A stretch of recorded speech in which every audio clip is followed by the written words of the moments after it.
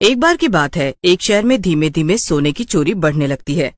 शहर के सभी सुनार परेशान हो गए थे और किसी को भी पता नहीं चल पा रहा था कि आखिर ये सब कर कौन रहा है। शहर का एक जाना माना सुनार था जिसका नाम किशन था। उसके यहाँ अभी तक चोरी नहीं हुई थी। वो अपनी दुकान पर बैठकर बड़ा परेशान हो रहा था और सोच में डूबा था। शहर के सारे जाने माने सुनारों के यहाँ से कितना कितना सोना चोरी हो रहा है। वो भी ये चोर भी पता नहीं कौन है, कितना शातिर है, सबकी नाक के नीचे से सोने चुराए ले जा रहा है। अरे अगर वो मेरी दुकान पर आ गया तब मैं क्या करूंगा। तभी किशन की बीवी राधा दुकान पर टिफिन लेकर आ जाती है। अरे किशन जी, आप किस सोच में डूबे हुए हैं? मैं दुकान के अंदर भी आ गई और आपने ध्यान भी नहीं दिया। क्या बात है, सब ठीक तो है? अरे राधा, मैं बहुत परेशान हो रहा हूँ। तुम जानती तो हो शहर में सोने की चोरी के बारे में। कुछ समझ नहीं आ रहा क्या करूं। हर वक्त यही फिक्र होती रहती है कि न जाने कब मेरी दुकान से चोरी हो जाएगी। अरे हाँ, मैंने भी इस बारे में काफी सुना है। पड़ोसी भी इस बारे में बातें कर रहे थे कि वो चोर सुनार की दुकान से सोना चोरी करके ले जाते हैं। वैसे मेरे पास इस समस्या का एक उपाय है। क्या? कैसा उपाय राधा? किशन जी, वो चोर दुकान से सोना चुराते हैं तो आप एक काम करिए ना, कुछ दिनों के लिए सारे सोने की चीजें मुझे डब्बे में बंद करके दे दीजिए। मैं घर ले जाती हूँ और लॉकर में रख देती हूँ।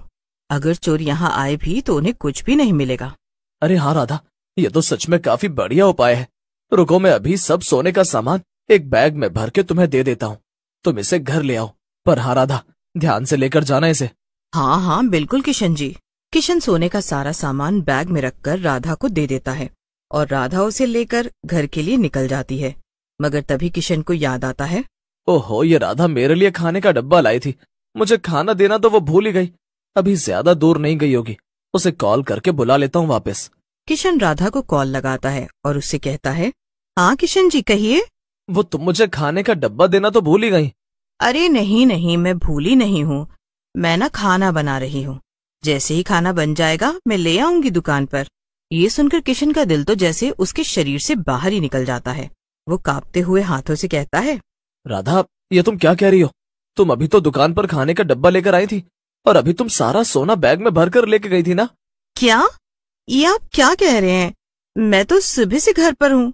मैं दुकान नहीं आई और खाना अभी तक बना ही नहीं है। आपने कहीं कोई सपना तो नहीं देखा ना? ये सुनकर किशन फोन काट देता है और जोर जोर से रोने लगता है। हे भगवान, ये क्या हो गया? कौन थी वो औरत? और वो बिल्कुल राधा जैसी कैसे लग रही थी? मेरा सारा सोना चोरी हो गया। हे भगवान! उधर जो नकली राधा दुकान पर आई थी वो सोने से भरा बैग लेकर शहर से दूर एक गुफा में चली जाती है जो कि जंगलों के बीचों बीच थी। गुफा के अंदर पहुंचते ही नकली राधा एक डरावने भूत जिसका नाम कालू भूत था उसमें बदल जाती है। देखो देखो, मैं एक और सुनार को बेवकूफ बनाकर उसका सारा सोना ले आया।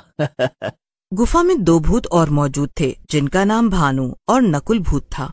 असल में तीनों भूत मिलकर सारे सोने को इकट्ठा करके एक सोने का एरोप्लेन बनाना चाहते थे, इसलिए वो शहर भर से सोना चोरी कर रहे थे। काल भूत, अब लगता है हमारे पास काफी सोना इकट्ठा हो गया है। अब हमें और सोना नहीं चाहिए। इतने से तो हम आसानी से अपना एरोप्लेन बना लेंगे।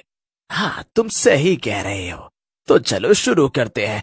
अब हमारा सपना सच हो जाएगा। मुझसे तो इंतजार ही नहीं हो रहा। तीनों भूत अपने सोने का एरोप्लेन बनाने में लग जाते हैं कि तभी वहाँ पर एक चुड़ैल आ जाती है। असल में वो चुड़ैल भानु भूत की पत्नी थी और वही चाहती थी कि भानु और उसके दोस्त मिलकर उसके लिए एक सोने का एरोप्लेन बनाएं। अरे अरे, तुम लोगों ने काम भी शुरू कर दिया। चलो अच्छा है। हाँ। पर जैसे ही चुड़ैल की नजर इतने सारे सोने पर पड़ती है वो तो मानो जैसे पागल ही हो जाती है। वाह वाह, जरा देखो तो इस सारे सोने को। भानु, जब तुम जिंदा थे तब मुझे एक भी सोने का गहना नहीं दिला पाए। चलो आखिरकार मरने। भानु के दोस्त कालू और नकुल भूत चुड़ैल को बिल्कुल भी पसंद नहीं करते थे और भानु भूत भी चुड़ैल से बहुत डरता था। डर के मारे वो उससे कुछ कह भी नहीं पाता था। चुड़ैल की ये बात सुनकर भानु तो कुछ नहीं कहता मगर कालू बोल पड़ता है, वैसे तुम क्या हमारी एरोप्लेन बनाने में मदद नहीं करोगी? अकेले हम ही सारा काम करें क्या? अरे अरे, भला मैं क्यों काम करूंगी? भानु, तुम इन दोनों को कुछ कहते क्यों नहीं? मैं काम करने के लिए नहीं बनी हूँ। मुझे तो बस आराम करना पसंद है। हाँ। हाँ हाँ, तुम्हें काम करने की जरूरत नहीं है, हम तीनों कर लेंगे। आखिर हम लोग ये सब तुम्हारे लिए ही तो कर रहे हैं, ये प्लेन तुम्हारे लिए ही तो बना रहे हैं ना। तुम जाओ अब जाकर आराम करो। ये तो क्या बोल रहा है भानु, इतनी मेहनत हम करेंगे और प्लेन सिर्फ इस चुड़ैल का होगा। भानु किसी तरह नकुल और कालू को शांत कराता है और चुड़ैल से वहां से जाने को कहता है। हाँ जा रही हूं मैं, और तुम तीनों जरा जल्दी जल्दी हाथ चलाना। मुझे मेरा सपनों का सोने वाला एरोप्लेन जल्द से जल्द बनकर तैयार चाहिए, समझे ना। इतना बोलकर चुड़ैल वहां से चली जाती है और भानु अपने भूत दोस्तों को समझाने लगता है।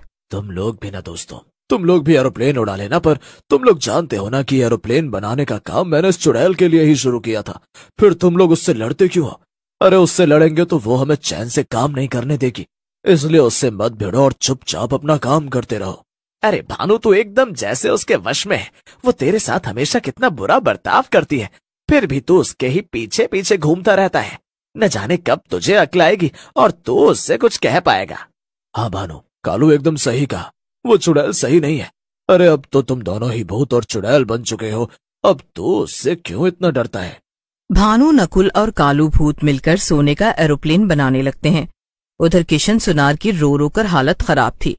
राधा उसे समझाने की काफी कोशिश कर रही थी। अरे अब बस भी करिए, जो हो गया सो हो गया, अब हम और कर भी क्या सकते हैं। नहीं, तुम्हें क्या लगता है मैं उस चोर को ऐसे ही जाने दूंगा? राधा, मेरे गहनों के चोरी के डर से अपने कुछ गहनों में ये जीपीएस फिट कर दिया था। अब मैं अपने फोन की मदद से ये पता लगा सकता हूँ कि मेरे गहने इस वक्त कहाँ हैं। इतना कहकर किशन अपना फोन निकाल लेता है और राधा को दिखाता है। ये देखो राधा, सारे गहने अभी इस वक्त शहर के बाहर इस जंगल के पास कहीं हैं। अब मैं शहर के सारे सुनारों को जमा करूंगा जिन जिनका सोना चोरी हुआ है, और इन्हें इकट्ठा करके मैं उस चोर को रंगे हाथ पकड़ूंगा। इधर किशन शहर के सभी सुनारों को इकट्ठा कर लेता है और जंगल की तरफ जाने लगता है। और उधर भूतों का सोने का एरोप्लेन बनकर तैयार हो गया था।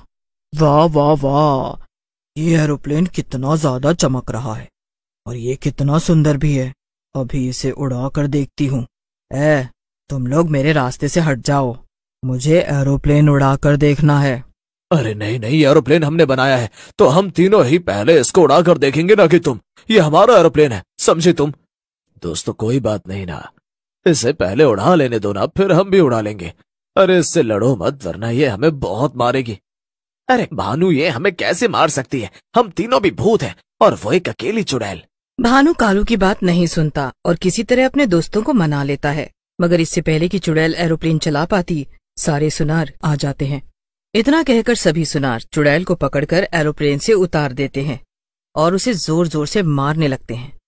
इधर तीनों भूत ये सब देखकर एरोप्लेन के पीछे छिप गए थे। भानु कुछ देर सोचता है, मगर फिर उसे भी चुड़ैल की हुई हरकतें सोचकर बहुत गुस्सा आने लगता है। चल भानु बेटा, यही सही समय, अपने एरोप्लेन को लेकर भाग चलते हैं हम तीनों। इस चुड़ैल से भी हमें छुटकारा मिल जाएगा। सही कहा तुम दोनों ने दोस्तों, ये चुड़ैल हमेशा मेरी मासूमियत का फायदा उठाती थी। अब इसे यहीं मार खाने के लिए छोड़ देते हैं और हम अपने एरोप्लेन में बैठकर उड़ जाते हैं।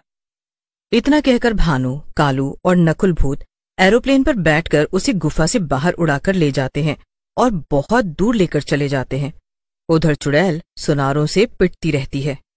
अरे अरे रुक जाओ, अरे मुझे भी ले चलो निकम्मो, कहाँ भाग रहे हो? बचाओ, अरे कोई तो बचाओ। फिर क्या था, भानु को हमेशा हमेशा के लिए चुड़ैल से छुट्टी मिल जाती है और वो अपने सोने के एरोप्लेन और भूत दोस्तों के साथ खुशी खुशी